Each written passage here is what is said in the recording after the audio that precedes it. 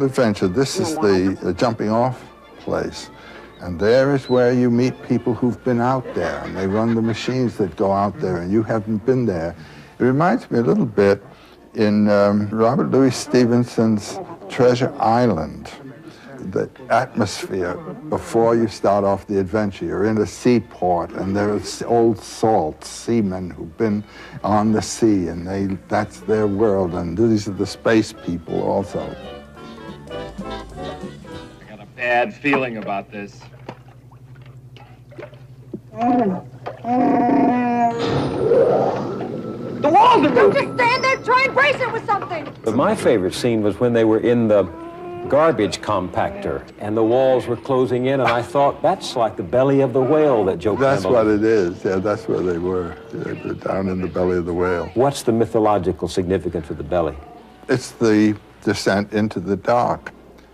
Jonah in the whale. I mean, that's a standard motif of going into the whale's belly and coming out again. Why must the hero do that?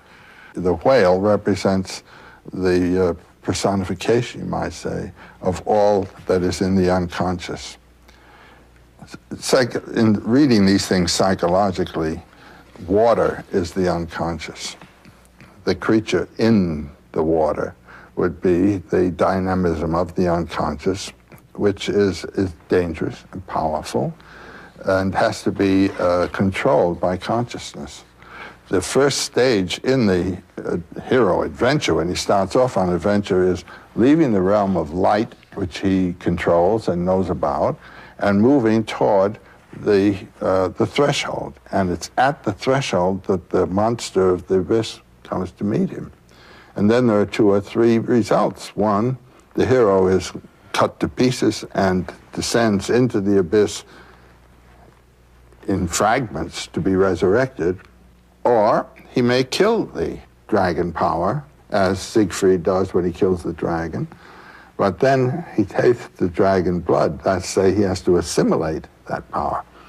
And when Siegfried has killed the dragon and tasted the blood, he hears the song of nature. He has transcended his humanity, you know, and associated himself with the powers of nature, which are the powers of our life, from which our mind removes us. You see, this thing up here, this consciousness thinks it's running the shop. It's a secondary organ. It's a secondary organ of a total human being, and it must not put itself in control. It must submit and serve the humanity of the body. Join me, and I will complete your training. When it does put itself in control, you get this father, the man who's gone over to the intellectual side. I'll never join you! If you only knew the power of the dark side.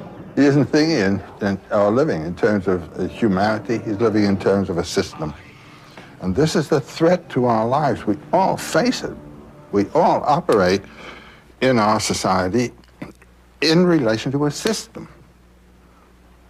Now, is the system going to eat you up and relieve you of your humanity? Or are you going to be able to use the system to human purposes?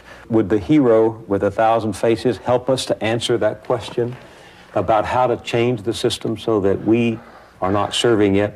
I don't think it would help you to change the system, but it would help you to live in the system as a human being.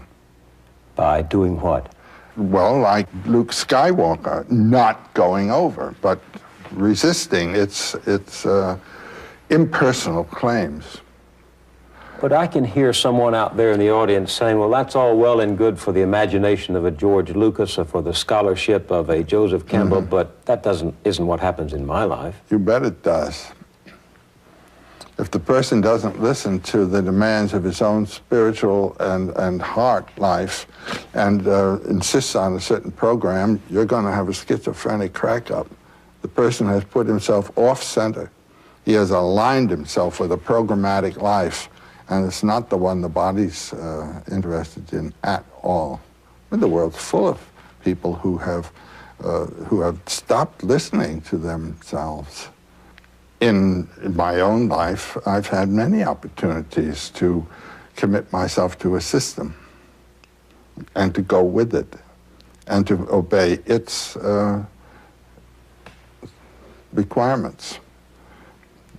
My life has been that of a maverick. I would not submit.